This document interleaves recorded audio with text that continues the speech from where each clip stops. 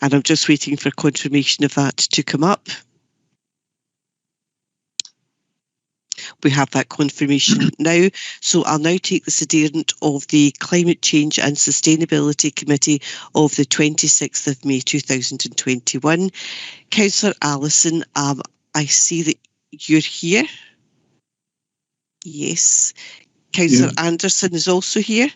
Councillor Bradley is here. And Councillor Brown is here. I have apologies for Councillor Callaghan.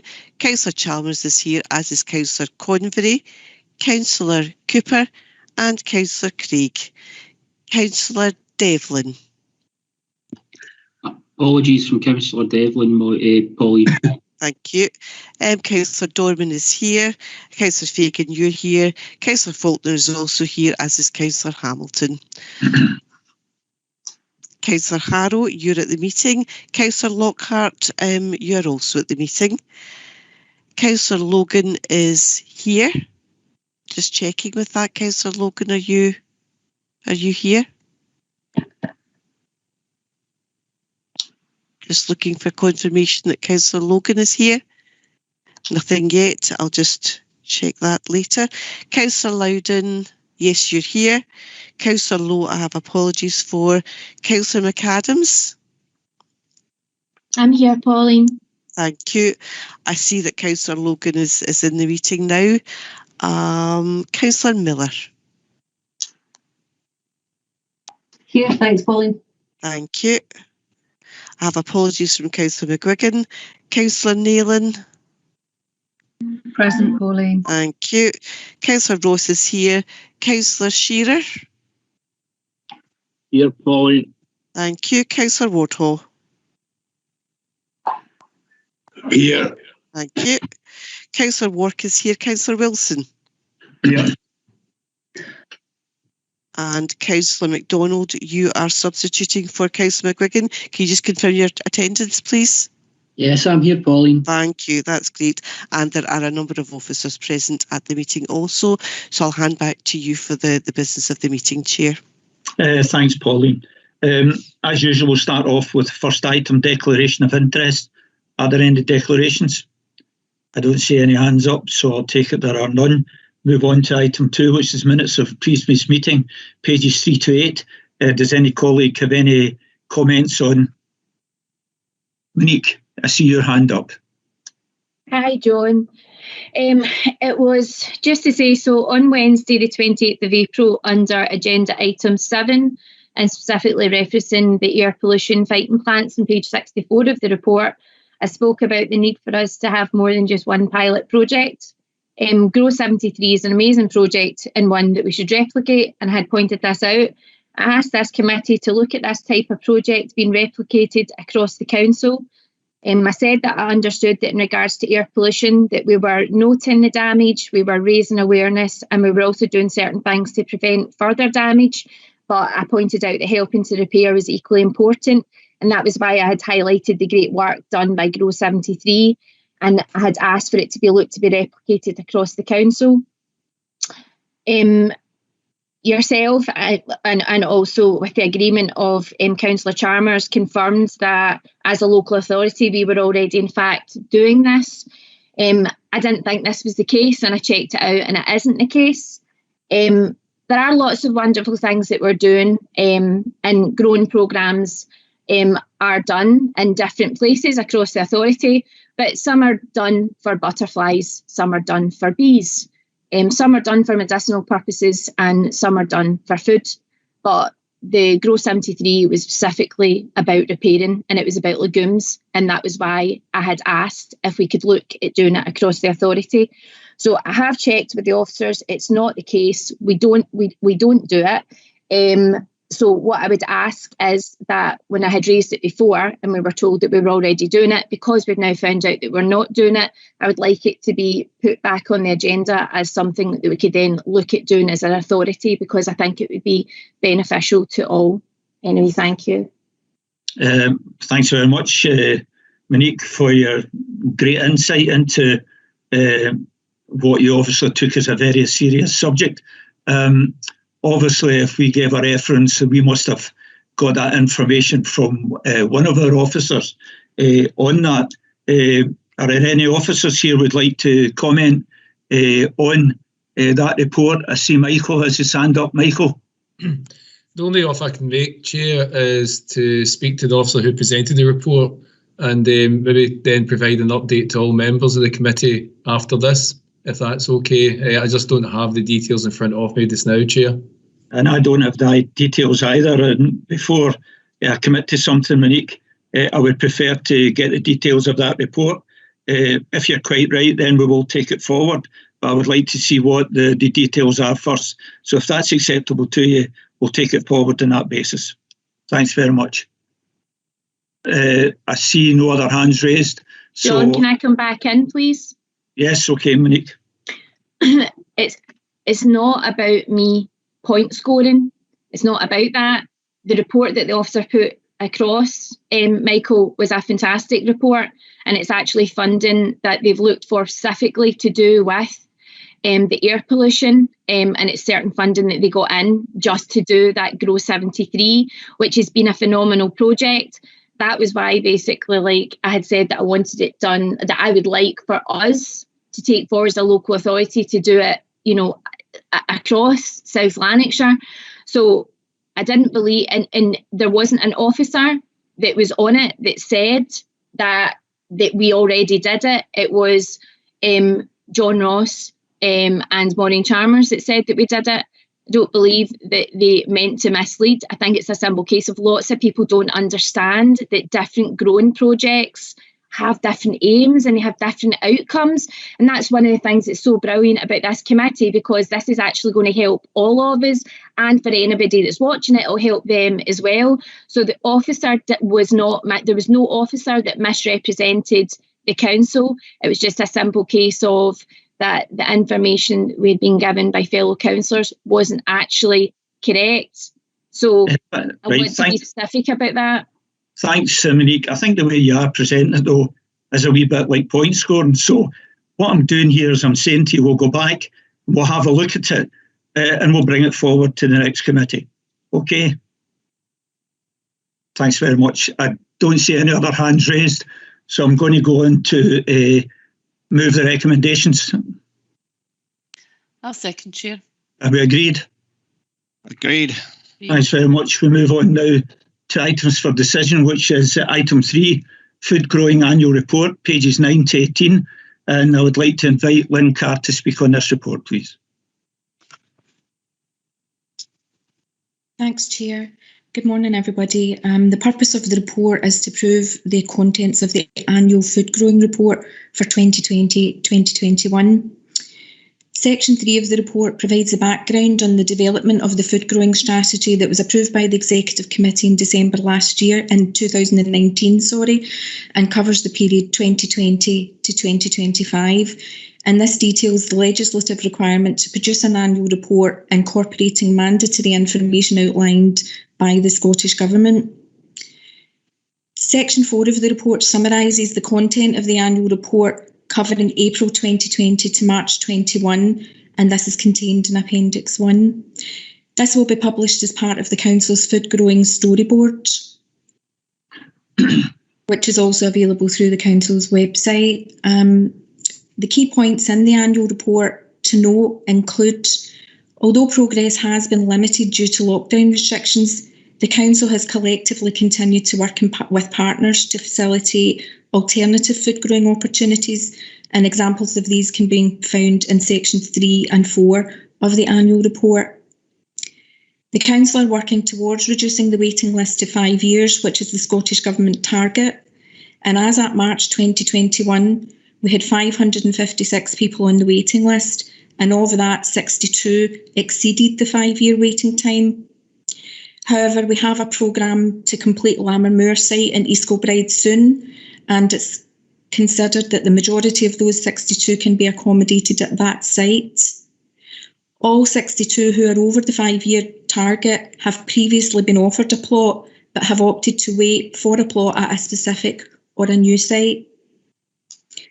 The maximum waiting time for those who have not yet been offered a plot is up to 3 years. Planning applications have also been submitted for smaller sites in Straven and Burnhill, which would collectively reduce the waiting list by a further 60, and Lammermoor will also provide growing opportunities for up to 60 people overflow. However, the second target that's been outlined by the Scottish Government is that the Council must also work towards reducing the number of applicants to 50% of the overall number of plots available. As of March 2021, we had 255 plot holders, so the waiting list should in effect be a maximum of 127, and we had 556 in the waiting list. Excuse me. Despite the delivery of new sites at Murray Recreation and Fernbrae Meadows, providing plots for an additional 131 people, there was a significant surge in applications since lockdown, and in a 12-month period, a further 277 people applied to be added to the waiting list, and it was therefore not possible to meet that 50% target. Paragraph 4.8 highlights that it can take over 1 year to deliver a new site, and that makes continually meeting a 50% target that changes regularly extremely difficult. We have raised this via Glasgow City Council, who are part of the Scottish Government's tripartite group on food growing, and we have requested that this particular target is given further consideration. Section 5 of the report highlights the employee implications for amenity services, who are now responsible for collating information on all food growing activities on council land. Section 6 highlights that there are no specific financial implications at this stage. However, issues will be reported on a case-by-case basis.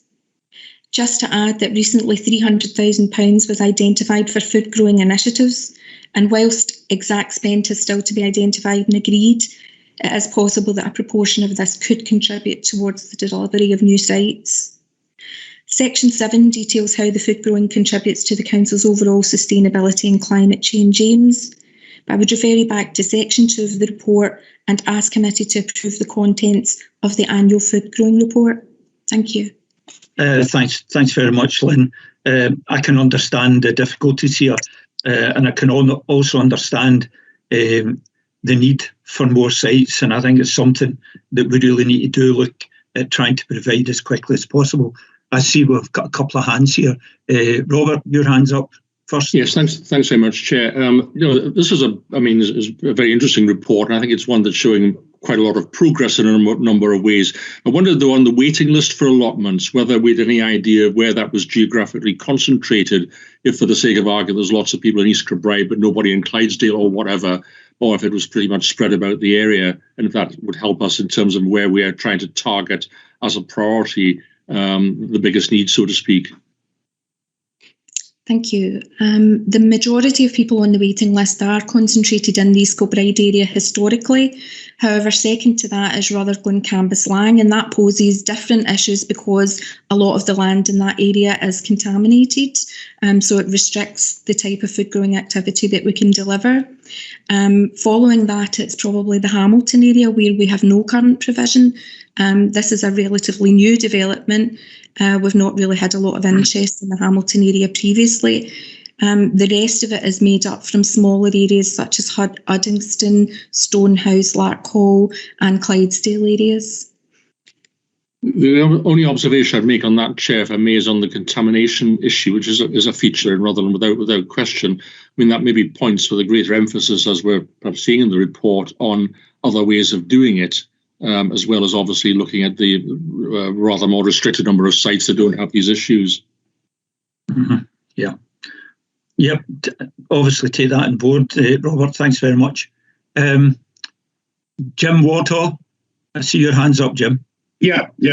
On page 13, there's a list of leases for various projects. Can I put in a plea on behalf of East Kilbride Development Trust? You'll notice that that's the only lease which is operating on a 1 year basis and has been for the last decade or whatever.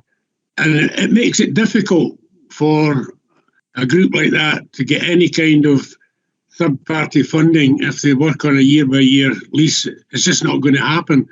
Now, I know the problems are not all on the council side, but I would make a plea that the council try and get to a situation where we can get the Development Trust a lease at least a 7-year lease, which would give them some prospect of getting in money from external sources. I'll take these comments on board and see if we can sort it out, Jim. Okay. John Bradley. Hi, I'm just interested in the screening process for applicants for plots in the various sites. And it only came to my attention because my stepdaughter eventually got a plot up in Fernbury Meadows, and it turns out that the previous incumbents of the plot, there had been 2 others, and none of them had actually started on the site. So I'm just wondering if people are haphazard in their approach when they're applying, or what have you. But it just seemed a wee bit strange that people were asking for a plot, then didn't take any action when the plot came up. Lynn, is there any follow-up to what happens when people take the advantage of plots? To be honest, it's a bit of a mixed bag, because a lot of people have a kind of romantic notion of what it will be like to have a plot, and then when they actually get one, they're not entirely sure what to do with it, or their time commitments could have changed. We do quickly follow it up once we've allocated a plot to make sure there's been a degree of activity. We have a regular schedule of inspections. If we find that there's no activity, there is a kind of, I don't want to use the word disciplinary, it's not as stringent as that, but we do have a warning system where we go back out to plot holders. Because there is such a demand, we are really keen to ensure that all plots are being managed in terms of the allotment rules and regulations. Thanks, Lynn. Jim, I see your hand still up. Is that a legacy hand, or you want to come back in? No, it's a legacy hand, John. Thanks. Thanks very much. Eileen, I see your hand's up. Thanks very much. Sorry, Chair.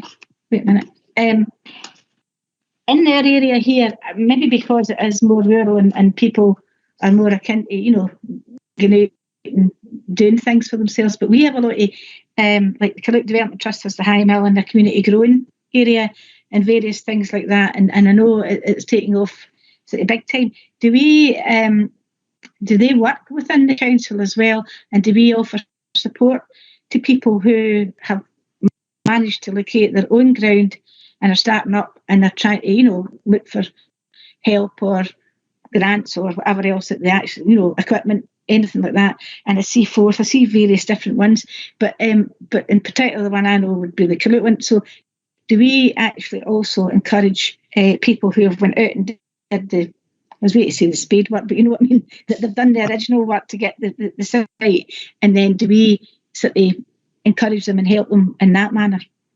Thanks. Lynn, is there any help available?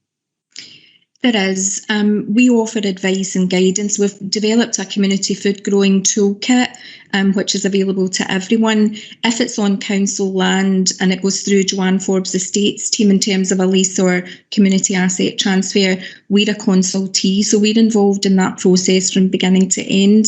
In addition to that, we sometimes offer a bit of assistance if it is on council land to buy some start-up kits or whatever the group need. We are also looking as part of the £300,000 allocation as to whether we can develop a grant fund scheme for food growing to assist these groups. And it may just be to buy some equipment, it may be to get some ground investigations undertaken, or it may be to improve biodiversity and sustainability. So that's something that's in development at the moment. Okay, Eileen. Could I just say, Chair, I think that would be a very, very good idea. Say a wee grant system, for people. It doesn't need to be huge amounts, but just to get people maybe started, or just some beds. It doesn't matter what it is. So I think we'll if we nurture that along and you could maybe bring it back, I think that would be an excellent idea. And I agree. Just before we go, I think people's notion of what it would be like to be out being Farmer John or Jane, as the case may be, is sometimes it's romantic and it doesn't actually match the reality, because it is hard work. I know that, but I think I think we should maybe nurture that one. A wee grant system would be actually very, very good. Thank you. Okay, thanks, Eileen. Katie. Thanks, Chair. Just laughing at Eileen there. I absolutely recognise that. I'm thinking of my own vegetable growing exploits in my garden this year, and dearie me. But anyway, just first of all, we shout out to Grow 73 because I see that they're mentioned in the report. If anybody didn't see it, they were actually featured on Countryfile on Sunday evening. Be able to get it on iPlayer, talking about some of their activity in the Rutherglen area. Just the idea of some sort of micro grant scheme. I think that would be a really good one. When I read through the report, I thought there's actually 2 sort of mini projects in my area that have sprung up recently that I think haven't actually been mentioned in this. And probably it's because of their size as well and just the connections they've made so far. And one of them would be the community garden up behind the Clydesmill Fire Station, the Fire and Rescue Centre. So they've been doing some work in there. Went to visit it a wee while ago, and I think they're getting some support coming from Healthy and Happy now, but that's been a sort of while to work through. And the other one, I was down visiting Leap's new premises at the top of Westburn Road just at the weekend, and they've got a very small space sort of out the back of their new building that they were keen to look at developing into some sort of community garden as well. So any sort of small help in terms of support or finance that would be available for smaller projects like that, I think would be good in the future as well. Thanks very much, Katie. I also recognise the situation. Don't ask me to plant in your garden. I planted over 300 bulbs about 6 weeks ago, and I think I've got about 30 of them coming up. So I'm certainly not the man to ask about advice for gardening, that's for sure. I don't see any other hands raised, so I'm going to move the recommendation. I'll second, Chair. Thanks very much. Are we agreed? Agreed. Thanks very much. If we move on to items for noting, that's items 4, 5, 6, 7, and I must admit, looking at some of those, although they're items for noting, there is really some exciting information in these. So I'll move on to item 4, which is a report on the Strategic Energy Review, pages 19 to 22, and I would ask Danny to come in on this one, please. Thanks, Chair. I hope you're referring to this as well when you're talking about exciting information, so I'll try and take you through it. But the purpose of this report today is just to note the progress today on the Strategic Energy Review and the timescales for reporting back to committee on the conclusions and findings of that. So members hopefully will recollect that back in November last year we brought a paper to committee on the Strategic Energy Review that we were taking forward. This updated the works that we had been taking or we've been carrying out prior to that, and we're looking to we had looked to consider opportunities for district heating. So we'd taken forward some district heating examples in the multi-storey flats in East Kilbride. We're considering the options for the replacement of the heating system in HQ, and a district heating system will be part of that consideration. We had looked at solar photovoltaic panels, and we'd taken forward some pilot projects, primarily in the Clydesdale area on off-gas grid properties to take that work forward. And we also looked at some wind turbine power generation. So what we were looking to do was to build upon that then a further phase of a review, and to try and determine from that review what works do we require to both our housing stock and our general services property, so that they can be brought up to the standards that we need to meet in order that the council can meet in the government's climate change agenda and timescale.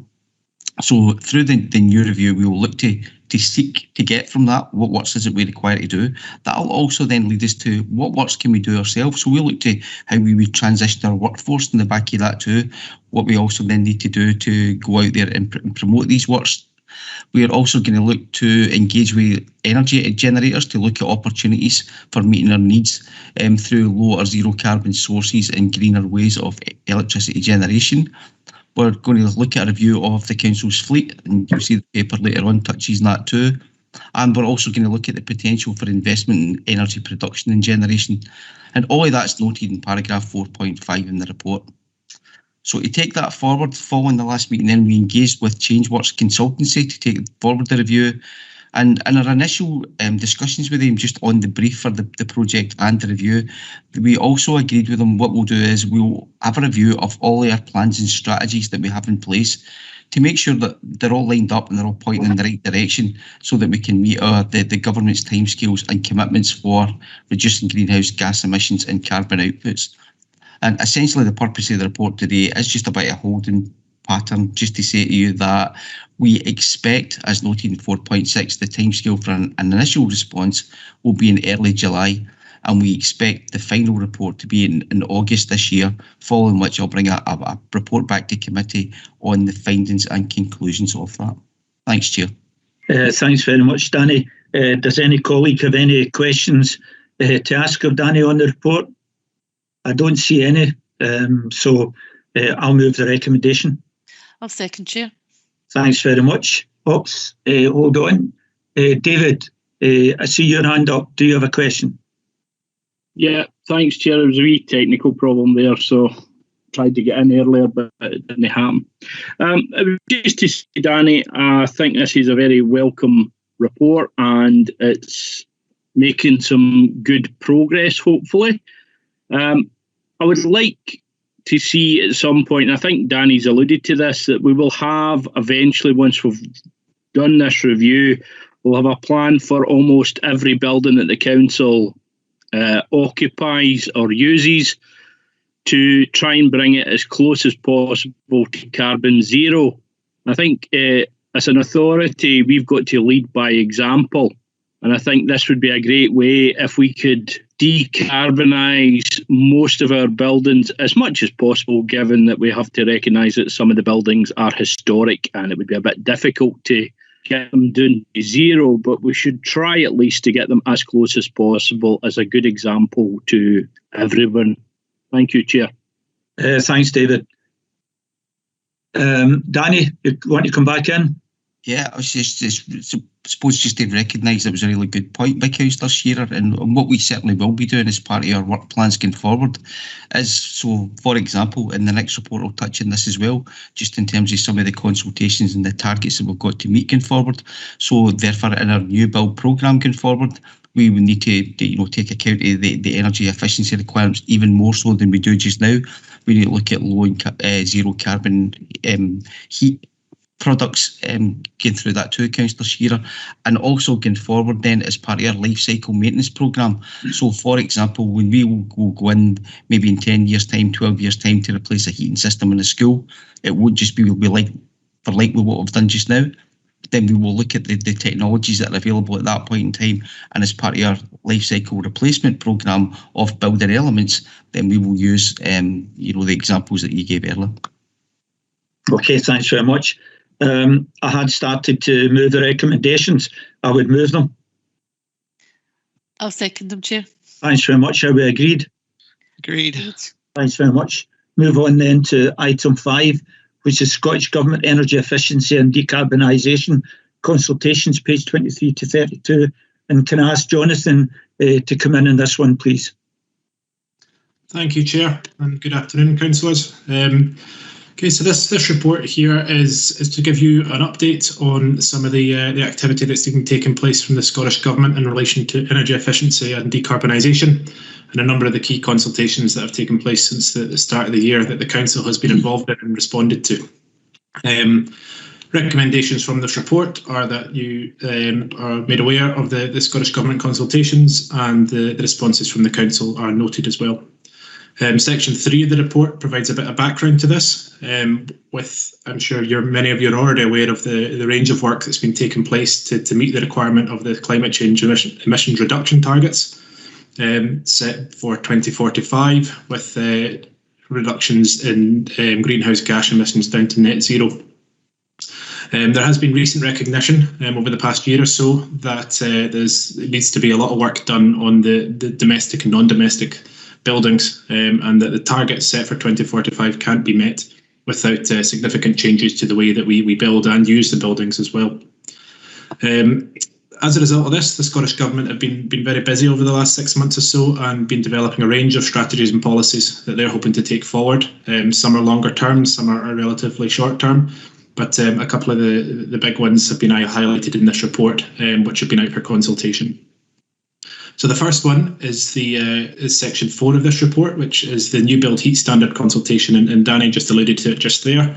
There will be a requirement, or a proposed requirement, for all new buildings, both domestic and non-domestic, to have a zero direct emission heating system from 2024 onwards. So initially you can see the significant impact that is going to have on what we do as a council, and how we work with developing organisations as well, whether that be public or private sector. So there's already significant implications this may have.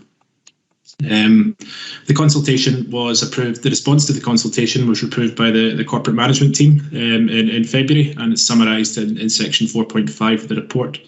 Overall, the council agreed with the proposed outcomes relating to the new standard, and we suggested a range of considerations back to the government on how they may like to take this forward. This includes looking at other design requirements for new buildings, such as electric vehicle charging ports, or other aspects that may be required to help meet these targets.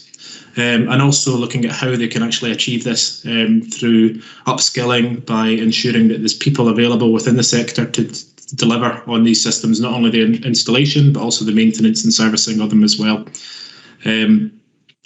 Chapter 3 of the consultation looked at us to consider key challenges and opportunities, and we certainly highlighted some of the more significant challenges that we see as a council and as a landlord as well. But one of the ones that is jumping out to us is that there is acknowledgement that these systems in their current form are more expensive to install and more expensive to maintain and use as well than your traditional kind of gas boilers or whatever it may be, and this may impact those already in fuel poverty or those on the verge of becoming in fuel poverty as well. And so we'd suggest that consideration should be given around that to ensure that by moving to this decarbonised approach, that we don't encourage more people to become in fuel poverty as well. So the response to this one was submitted to the Scottish Government on the 23rd of February 2021. The second consultation was perhaps the biggest one of the three. This was a new draft heat and building strategy, which is outlined at section 5 of the report. So this really looks to bring together a range of energy efficient Scotland policies and plans that have taken place over the last 10 years or so, and actually look to implement them rather than just talking about them, I suppose. So as I say, it was a big one. It was 70 questions spread across 11 different chapters, and each of those chapters have been outlined at 5.3, and you can see the wide range of things this will impact across domestic and non-domestic buildings, and even further afield than that when you look at employment and you look at long-term markets, financials, all those kind of things. This is going to be impacted by this strategy. So the response is outlined to this one at section 5.5 of the report, and was approved by a corporate management team in April 2021 as well. Again, the council was broadly supportive of the activity within this, and we did take the opportunity again to highlight a number of considerations that the Scottish Government may want to consider as they take this forward. These predominantly related to the affordability, and the affordability not only for those that are going to be living within buildings and the impact that's going to have, but the affordability of us as a social housing provider to be able to deliver on this as well, particularly when you look at retrofitting existing stock with any decarbonised heating sources, and the financial implications that's going to have when the strategy itself didn't actually highlight any potential financial support for the social housing sector, whether that be to tenants or to landlords. So we've highlighted that as something that should be considered again, perhaps, to allow us to continue supporting low-income households as much as we can do. The other consideration that we highlighted on that, as I said, around the financial viability to tenants and to residents across South Lanarkshire, would be that you run the risk of, in achieving this aim, is pushing perhaps people into poverty through the increased bills that they may face as a result of making this transition. Whether that's energy bills or installation bills, whatever it might be, there needs to be adequate levels of support to avoid that happening, so that the successful transition to decarbonisation doesn't come at the expense of affordability for people. So the response to this one was submitted to the Scottish Government on the 30th of April 2021. And the final consultation, which was run over the last couple of months, was from the Scottish Government around the public engagement strategy for this transition to allow people to move to a net zero and climate ready nation. Again, it was a fairly significant consultation and spread across 7 different chapters, looking at really how do we get people on board with this. And the council certainly again was in approval with the response approved by the Executive Director of Community and Enterprise Resources. Broadly approved of the approach taken by the government and recognising the intense level of engagement that's going to be required throughout this strategy. Again, some questions around what the impacts that's going to have for local authorities as messengers of this, one of the key public organisations that's going to be required to do that, and in the many functions that we have as well, whether that be kind of regulatory, whether that be landlord functions, whatever it might be, there's obviously going to be an impact to us and how we deliver this message to residents of South Lanarkshire. So it's looking for a bit more detail on that. Whilst suggesting that it's really positive and there is opportunities through the likes of the COP26 conference that's going to be hopefully taking place in Glasgow, that we can jump on the bandwagon with that and really try and get the message across to people that this is something that we need to consider as we go forward. And this consultation response was submitted to the Scottish Government on the 15th of March, earlier on this year. So section 7 of the report, in terms of the next steps, the Scottish Government have noted that they'll analyse the results of all the consultations that they've run and look to further develop the climate change and decarbonisation policy across the spectrum of what it might entail. In terms of us reporting to yourselves, we'll obviously keep an eye on any significant developments in climate change, sustainability or decarbonisation, and continue to report them to the relevant officer or member group or committee as required. Section 9 highlights the potential financial implications of this. Obviously, there's proposals contained within a range of these strategies, predominantly the heat and buildings one and the new build heat standard, that will have significant financial impact to the council in the way that we build properties, the way that we perhaps have to maintain properties and non-domestic buildings as well. And these will need to be considered once the details of the various strategies and requirements are in place as well.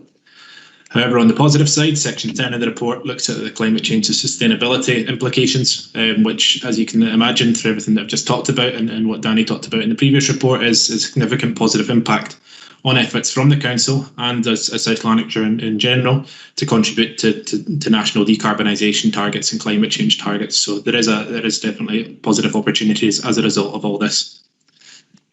There's no further other implications. No equality impact assessment or consultation arrangements required for this report, Chair. Thanks very much, Jonathan, for that very full report, and your comments at item 9 are not lost in me at all.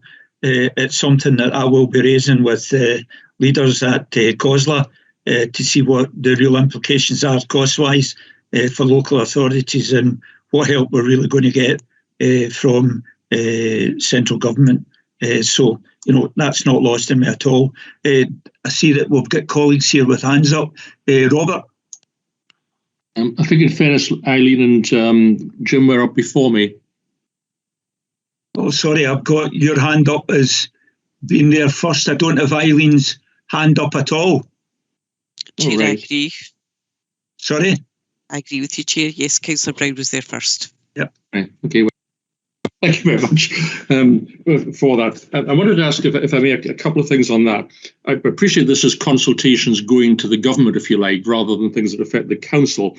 But it seemed to me that there were perhaps a number of implications for us as well on this sort of one. I was particularly struck by the comments on fuel poverty, and I wondered if we had any kind of overall report on the implications for fuel poverty issues of some of these climate change endeavours, because it's not a matter of the things being opposed, it's a matter of the fuel poverty initiatives actually very much helping people who are in financial difficulties. I mean, a lot of the energy efficiency stuff, for example, has resulted in a net reduction of people's costs for their housing costs, in effect, so there's a lot of good things on that one. But I wonder if we should have a clearer focus on some of that in terms of maybe a report or whatever at some point on the fuel poverty thing. On the communication front, I can't help having the feeling that the communication thing has to be related to particular things that are going to affect particular people. In other words, if we're talking about moving, for example, to electric cars, then the whole issue of charging points and what happens in local areas and networks and all that is the sort of thing we need to be able to sort of talk to people about, rather than a general thing about climate change and dealing with it as a good thing, if you see what I mean. So I wonder if we make any observation on that. Final point, just as a technical thing, these are all reports that have gone in the name of the council to government. Is there any particular reason why they couldn't come? I think the summary version is actually quite a good one, why they couldn't have come to committee before going to the government. I thought, was that not the normal thing that we should be doing here? Jonathan, would you like to come back on that?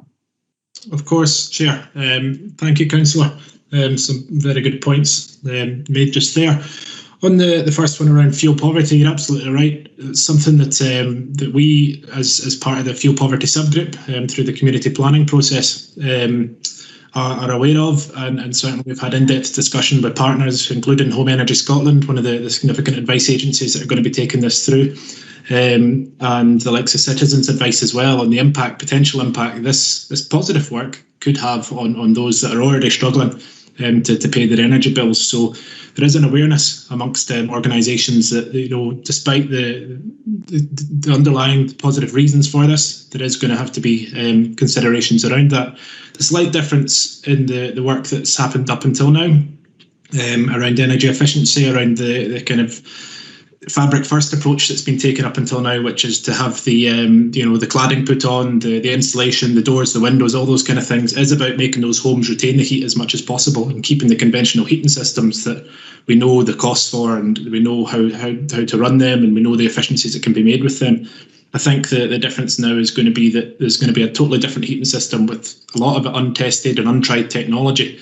And we're already seeing from some of the installations that we have around our own air source heat pumps in Clydesdale that there's an increase in cost to people when they perhaps don't know how to utilise them as much as they should be used. So I think it's a combination of things. It's about making sure that people are prepared for that, and making sure the government are ready to provide financial support and assistance to people that might need it, to avoid them falling down that trap. The other points you raised just around the consultations coming to committee, certainly my experience in the consultations is it has been predominantly officer led, and then perhaps if there's something more significant or a strategy that needs to be taken forward as part of the council, then that would probably come to yourselves to do. But I know certainly officers have been kind of taken forward then, but I don't know if Danny would want to come in and add anything more on that one. I think probably just to go back into that and go back into Councillor Brown's point is some of these are even almost pre-consultation documents, so then they lead on to something further down the chain, so that they're kind of a bit of a precursor to something that'll be more substantive going forward, at which point we could come back to committee and bring it forward. I suppose the other point I would make is a lot of these are coming in with relatively short timescales for responses, and the reality is, you know, they don't particularly fit in particularly well, Councillor Brown, with bringing them back to committee in advance of submitting them. But I mean, I think I'm happy to consider if it is an option going forward that when they come in we can circulate them to members, and if they have any particular comments or feelings in terms of the consultation that you would like built in, then we could take that as part of just the general consultee arrangements. Yeah, I think we should know that, Danny, and take that forward. I think Councillor Brown's quite right on that aspect. If we do have the time, then councillors should be given a chance to have a look at whether we have the expertise at the end of the day to make in-depth comments is a different matter, but at least we should be given the opportunity. Yeah. Are you okay with that, Robert? That's very helpful. Thanks, Chair. Katie, I see your hands up. Thanks, Chair. At the risk of put a spoiler alert for people who are in the Tackling Poverty Committee later this afternoon. I know that in part of the report from Community and Enterprise and that later, there's a bit about a research project which is about, I think it's starting this month from memory, which is about the effects of the transition to net zero for people living in poverty. So I'm sure we'll hear more about that this afternoon, and then at a later date that will be picked back up in this committee. I just wanted to ask one thing about one of the phrases on page 24, and it was about the council agreeing with the Scottish Government's definition of a new building. This might be a bit of a daft question, but I'm aware that in the Executive Committee previously, we had just agreed to funding a school extension, for example. So obviously part of that, part of being able to access the Scottish Government funding for that was tied up in us having to meet certain climate change and sustainability measures. It was detailed, the particular aspects in the report. Presuming schools are in a different category, then when we're talking about the definition of a new building, would that include, I haven't read the original Scottish Government, I haven't had access to the original Scottish Government consultation we've been asked to comment on, would that include like a refurbishment of a building if it was beyond a certain point, or if an extension was to increase the footprint of an existing building by a certain percentage? At what point does a new building become a new building, if that makes sense? Yep. Jonathan or Danny, do you want to come back on that? Of course, Councillor, thank you. The detail within the consultation paper that we kind of agreed to was so a new building, something that's obviously built there and then with nothing being on the land or a flat piece of land beforehand, or the one that they added to close a loophole, I think, was a significant conversion. So as if you're providing an extension on now, it's probably tying into definitions within planning and building standards that I think they're hoping to link into. But I think they were hoping then that, if you were planning on taking any work out on the building, significant areas of work, structural work, then you would have to require to meet these new standards, which seemed appropriate to us, rather than people getting away with perhaps not having to do so if they said it's not a new building, it's merely a converted building. Yeah. Danny, you want to come back on that as well? Yeah, I think it just is a further reassurance to Councillor Loudon as well, given the fact that we will always be the custodians of these buildings, or the landlords, or the property owners. Then we will always look to bring them up to the maximum energy efficiency standards as we're carrying out works. It's not like we're a developer who would maybe bring them up to a standard then move them on. So it's in our best interest to make sure that whatever we do, there's a longevity to it and we get the value from that investment. So rather than we complete a piece of work, then we're having to take it out again in 3 years' time or 4 years' time or enhance it further. So we would always look at the specifications, we always look at the life cycles of the components that were put back in as well, and to make sure that we're getting maximum value out of them for the council. Okay, Katie. Richard. Hi, thanks, Chair. It's an observation as much as anything else. I feel that we're diving down the same rabbit hole, in a sense, with power as we are with health.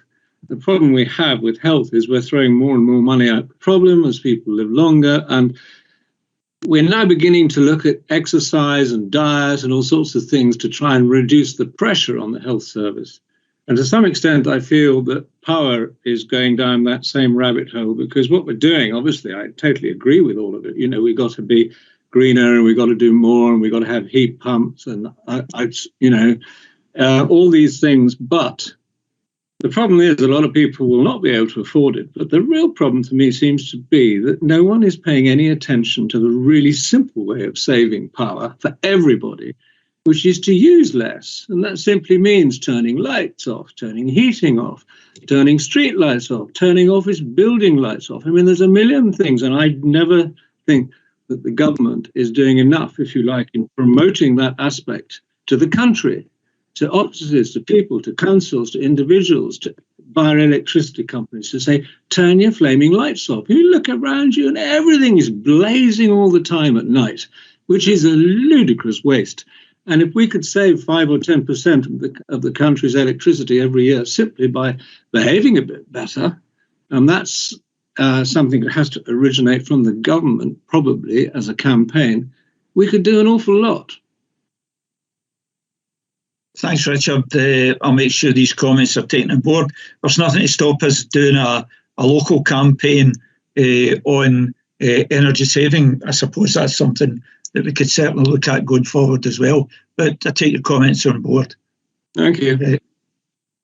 Alec, I see your hands up. Yeah, thanks. I'm wondering, Jonathan, is it simply an energy saving that we will be evaluating what types of things we take forward? Because I'm now aware that there is some concern about wood burning creating particulates that affect health. Are we going to take that into consideration when we are actually deciding on how we go forward with different energy sources?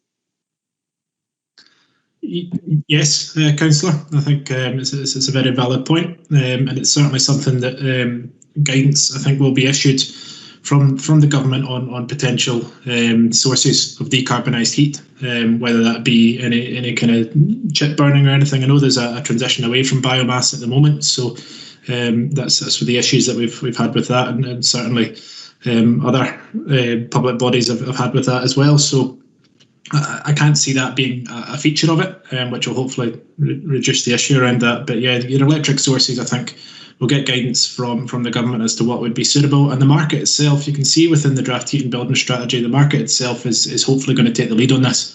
The government, I think, are trying to lay the foundation for that, and then let that take it away. And hopefully you'll have suppliers, accredited suppliers, that would be able to do that.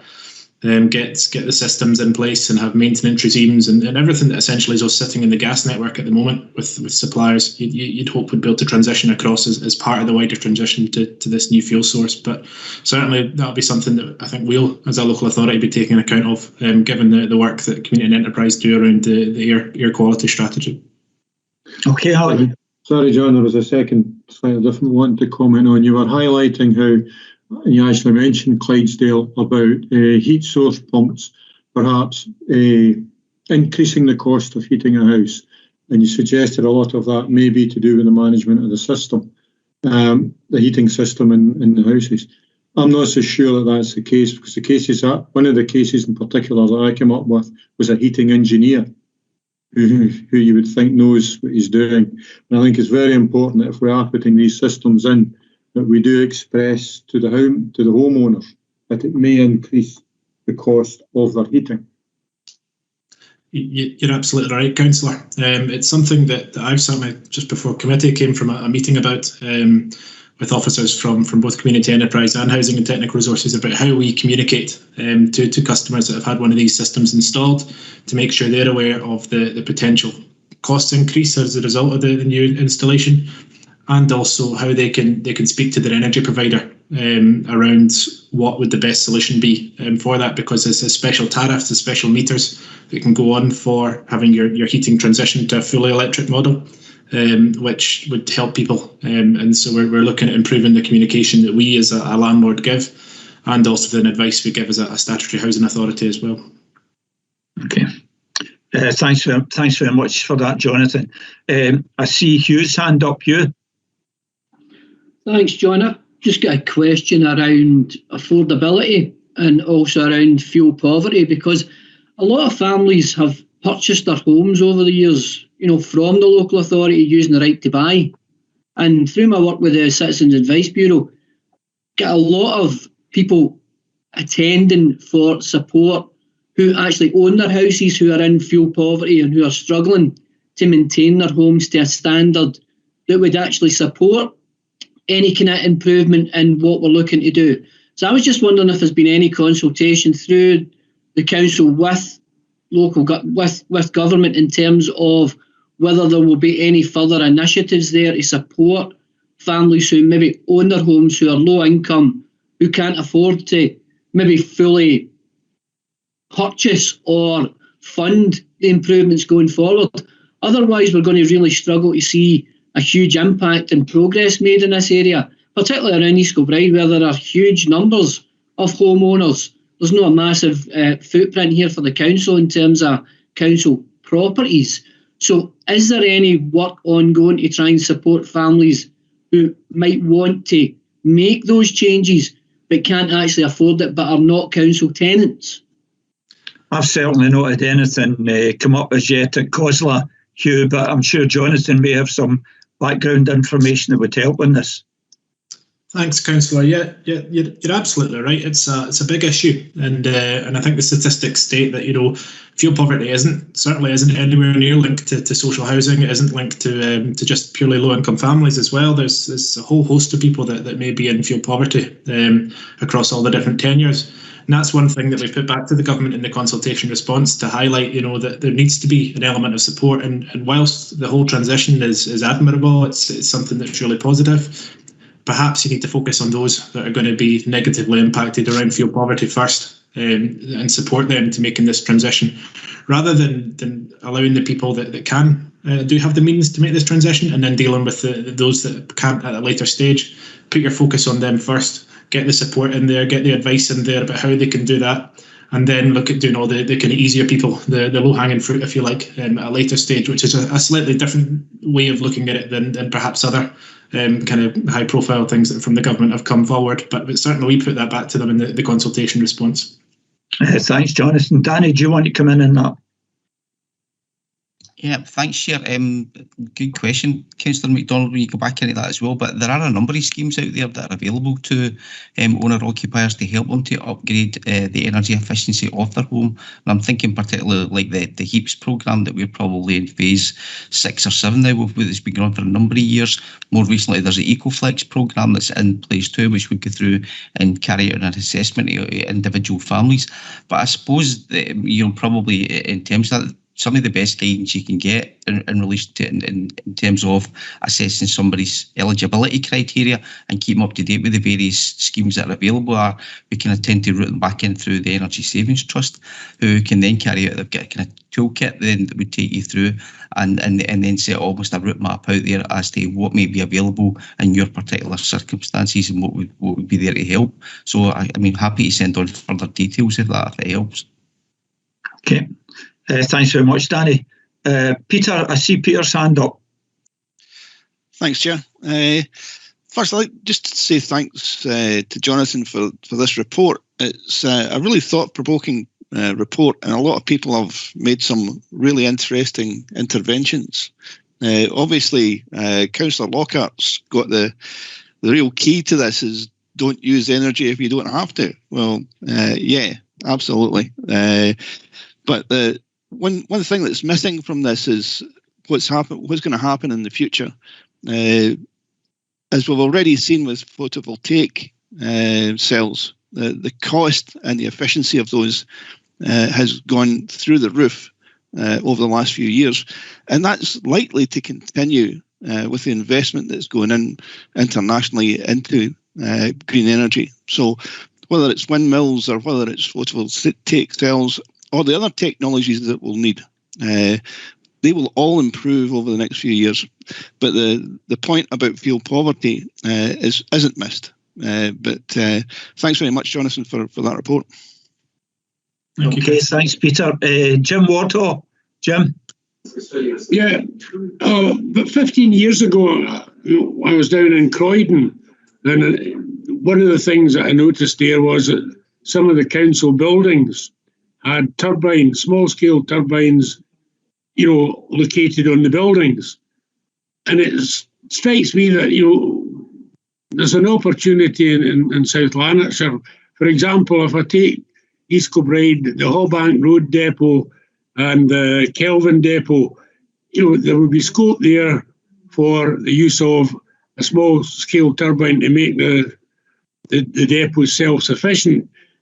And it wouldn't have the problem of, planning problems with light flicker and all the rest of it, because these are industrial estates. Is that a possibility that we could look at some of the council depots and some of the other council sites and see whether or not it would be economic to put in a turbine of some kind that would cut down the energy costs? Danny, can you respond to that? Aye, it's a fair point, Councillor Wardhaw, when you get through it. And we do routinely look at items such as that to cut down on our energy costs. It probably links into Councillor Craig's point as well, though, that what you need to do to make sure is, because if I go back a number of years, we did fit some turbines in schools. Actually, they produced very little in terms of power and generation, and the cost is more to maintain than what we actually work. But as technology improves, then generation will increase, maybe costs will come down. So something that maybe wasn't valid or wasn't worthwhile a year ago, 2 years ago, 3 years ago, may well be a good technology to consider again in a year's time, 2 years' time, or 3 years' time, as the technology and the outputs improve and the costs reduce. So we will continue to look at that. I mean, I touched on that as part of the strategic energy review work that we're doing. We did look at wind turbine generation previously too. And we gave consideration to using some of the council's vacant and derelict land for that purpose. But there was a whole number of calculations came out in the back of that about the cost of setup, the cost of running it, and against the cost of the outputs. And really, it just wouldn't have been worthwhile trying to take it forward at that point in time. But that's not to say because it wasn't good, or it wasn't, you know, a valid exercise to take forward at that point in time, then it wouldn't be the same in a year's time, 2 years' time, or 3 years' time. And part of that will flush out through the strategic energy review work as well. Thanks, Chair.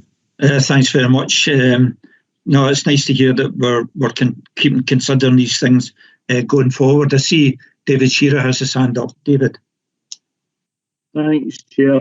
On the fuel poverty side of things, I mean, given that the council has 25,000 tenants, surely there is some scope for a negotiation with the power companies to get a discount that we could pass on to our tenants if we could 25,000 customers on a one-off.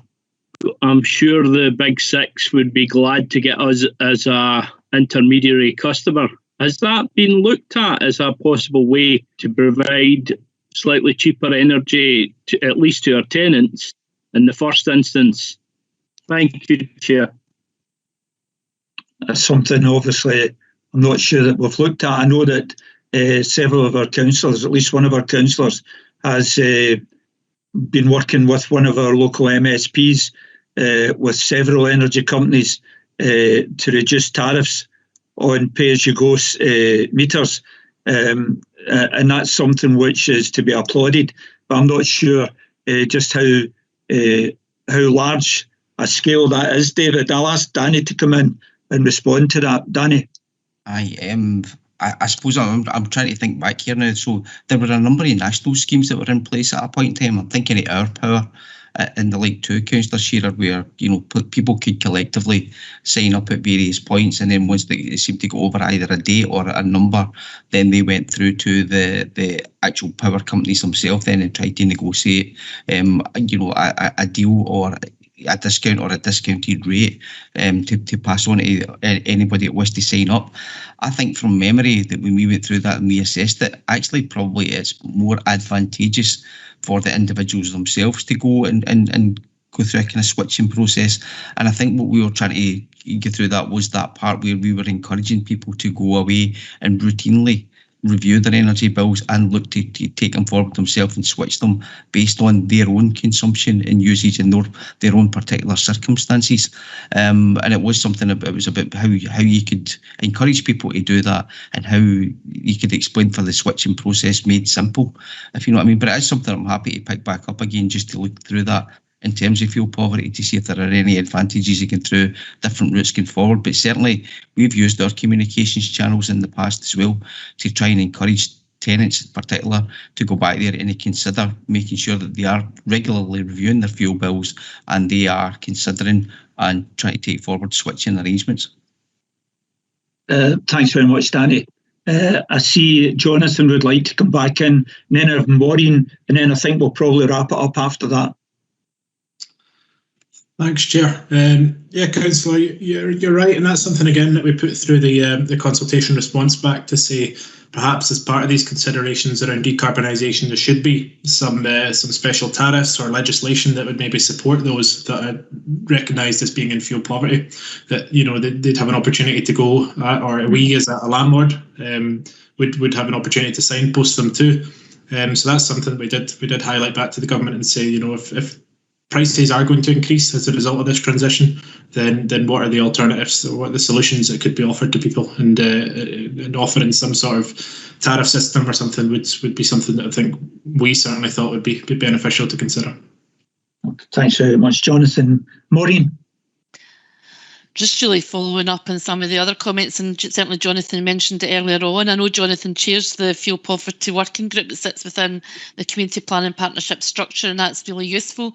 But I know there are a number of schemes, for example, the Energy Saving Trust that Danny talked about, the Energy Redress Scheme, and a number of other things where they provide funding throughout the year. It's particularly usual at certain points in the year, and funding comes into local organisations like Citizens Advice, who then work across the CPP network network to target people and go in, for example, to schools and community groups, community venues, to ensure that people have the opportunity to be supported through a switching process, because it's a wee bit of a minefield, like all that, and it works with benefit systems and all those kind of things. So it's really important that people get that support and advice. And maybe just next time, Jonathan, we might want to highlight to elected members when there's a piece of work like that going on, so that so that elected members are able to promote it as well. Okay, I think we've had a fairly full discussion, folks. So I see no more hands raised, so I'm going to move the recommendations. I'll second, Chair. Thank you very much. Are we agreed? Agreed. Thanks very much. Can we move on then to item 6, which is the Fleet Decarbonisation Report, pages 33 to 42. And if we can have David Gibson to give us a report. David. Yeah, thank you, Chair. Good afternoon, all. The purpose of the report is to provide an overview of the Fleet Decarbonisation Report produced by the Energy Savings Trust for the Council. Section 3 of the report provides some background and links the report to the Fleet Strategy for the period 2020 to 25, which was approved in 2020. The Fleet Strategy sets out how, through the replacement programme, the Council will work towards achieving its carbon reduction targets. As set out in Section 4 of this report, the Scottish Government's Programme for Government 2019 to 2020 stated that we should phase out petrol and diesel cars from our public sector fleet and phase out the need for any new petrol and diesel light commercial vehicles by 2025. The Council has utilised the switched on fleet fund in Transport Scotland for a number of years now to lease small electric cars and vans within the Council's fleet. The current fleet consists of 1,632 vehicles. Of those, 709 are cars and small vans, and we currently have 171 electric vehicles in the fleet, which accounts to 24%, or just over 24% of the small fleet. The Switched On Fleet Fund for 2020 and 2021 was administered by the Energy Savings Trust, and as part of the Switched On Fleets programme, Energy Savings Trust offered fleet decarbonisation support designed to help local authorities achieve the fleet decarbonisation commitments that were outlined in the programme for government. A requirement to access the 2021 Switched On Fleet funds was local authorities had to provide their fleet data and complete an online survey by collecting key data on the existing fleet and how the services operate. Energy Savings Trust were able to design a tailored decarbonisation strategy for the Council from that information. Section 6 of the report summarises the recommendations, and also Appendix A of the report, the Energy Savings Trust summaries is attached. The aim of their strategy is to act as a route map to guide the Council along the pathway to 2025. The strategy includes detailed guidance on vehicle replacement options, recommended charge point mix and spending forecasts. The summary of the recommended actions again is provided at paragraph 6.3. These actions are consistent and support the fleet strategy and progress made to date as per section 4 of the current position of this report. It is proposed that further reports will be brought to the committee to keep members informed on the Council's progress towards meeting the Scottish Government's targets for 2025. There are no employee implications from this report. The report, the Energy Savings Trust report, also reminds us that the grant funding for zero-emission vehicles will not be available indefinitely. Therefore, it is important a financial plan is developed based on replacing all of the Council's internal combustion engine cars with zero-emission vehicle cars by the target date of 2025, and work is ongoing on that strategy. The decarbonisation of light vehicles is very much a key consideration of the Council's fleet strategy, and understanding the requirements and technology developments for the transition to ultra-low emission heavy commercial vehicles is also a future consideration. And if I can refer you back to section 2 of the report, the committee is asked to note its content. Thank you. Thanks very much, Dave.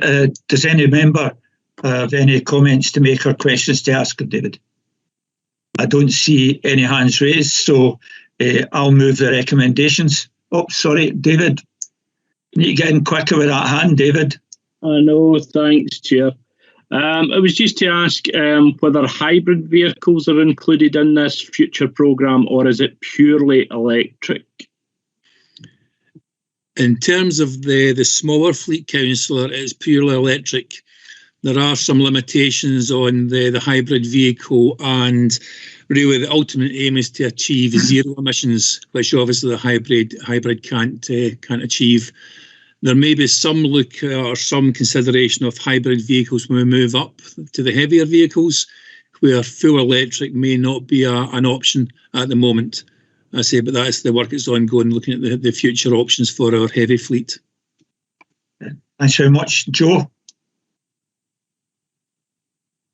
Thanks, Chair. The only point I want to make is really just to underline the potential of hydrogen fuel, which is a point we did make when this had previously been.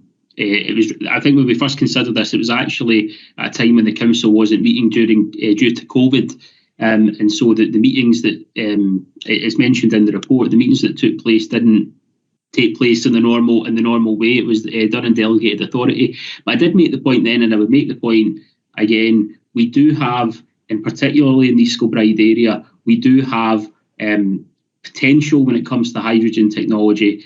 And it would be great to see the council experiment with that technology, or incorporate that technology in some way, even as a demonstrator, in order to support some of the good work that's going on in East Kilbride and to help decarbonise the fleet. Thanks very much, Joe. Dave, do you want to make a comment on that? Because I know there are difficulties with the technology just now. Yeah, it's certainly very much still in our focus hydrogen. We are in, I would say, high-level discussions with two manufacturers at the moment about potential pilots of hydrogen-heavy vehicles. There are some issues at the moment in terms of the efficiency of producing hydrogen, which are very quickly being overcome by the industry. And then obviously we need to look at the storage and the provision of that for our fleet, but very much still a fuel for possible use in the future for the council fleet. Can I give you assurances then, Joe, that we are looking at it? It's not been forgotten about. It's very actively being considered. Okay. I see no more hands raised, so I'm going to move the recommendations. I'll second, Chair. Are we agreed? Agreed. Thanks very much. If we can move on then to the last item, item 7, Green Heat and Green Space Study, pages 43 to 48. And can I ask Alistair to comment on this report, please? Thank you, Chair. The purpose of the report is to inform members on the Park Power Partner Report from the Green Heat and Green Space Study. The decarbonisation of heat from both residential and commercial buildings is a major goal for the Scottish Government in achieving Scotland's net zero ambitions. Supply of renewable heat to buildings is a critical part of achieving Scotland's net zero ambitions after energy efficiency improvements have been maximised. To date, the contribution that urban green space can make to the achievement of our low carbon ambitions has not been fully considered. The Green Heat and Green Space project was established by Green Space Scotland together with Park Power and Ramble. Park Power is a Scotland-wide project run by Green Space Scotland since March 2019, exploring the contribution that urban green and blue spaces can make to support Scotland's ambitions to decarbonise its energy system. The research was conducted over a 7-month period from August 2020 to March 2021, with the aim to supply data and custom reports to core partners, which was 12 local authorities and 2 other partners which were listed in the appendix, as well as conducting a high-level analysis of results for Scotland as a whole, and South Lanarkshire was a core partner within that project. The research sought to identify and quantify specific opportunities in green and blue space within urban settlements across Scotland to support low-carbon heat solutions, specifically the potential for utilising ground source heat pumps, water source heat pump technology to provide heating for public buildings and contributing to district heat networks. This report provides a summary of the results for Scotland, for South Lanarkshire area. The potential of the urban green and blue spaces will be one key component within the Council's local heat and energy efficiency strategy. The report identified 5,729 green spaces in South Lanarkshire. The analysis evaluated the potential of these green spaces for low carbon heat projects, and section 4.4 highlights the main opportunities identified within the report over geographical areas. These findings and the prioritised sites will inform the Council's emerging local heat and energy efficiency statement strategy and the open space strategy. Further assessment and considerations of the findings will be required by officers in the development of these strategies. Further site assessments and detailed proposals may be brought forward for consideration by the through the Climate Change Fund and through the work by change work, which was outlined by Danny under agenda item 4. We just see this as another piece of the jigsaw as us moving towards net zero. There are no employee or financial implications from the report, with any recommendations on progressing any of these priority areas being considered as part of the Strategic Energy Review. I would refer you to section 2 of the report and ask that the committee notes the findings of the Green Heat and Green Space Study report. Thank you, Chair. Thanks very much, Alistair. I really do think this is an exciting report, especially now that we have confirmation for the government that the Clyde mission includes the whole length of the River Clyde and 500 yards on either side, which allows us to have a look at a lot of the areas like Kirkfield Bank, Crossford, Lanark, and all these settlements along the Clyde for as well as green but also blue energy sources. So, I really welcome this report. I can't see any other hands raised at the present time, so I'm going to move that we accept the recommendations. I'll second, Chair. Thanks very much. Are we agreed? Agreed. Thanks very much for everyone attending today. There's no further business. So, as I say, I'll close the meeting now, but thanks for your attendance. As usual, we've had really some good comments and discussions on some of the matters on this committee, and I look forward to the next one. Thanks very much. Bye-bye. Thanks, Chair. Bye now.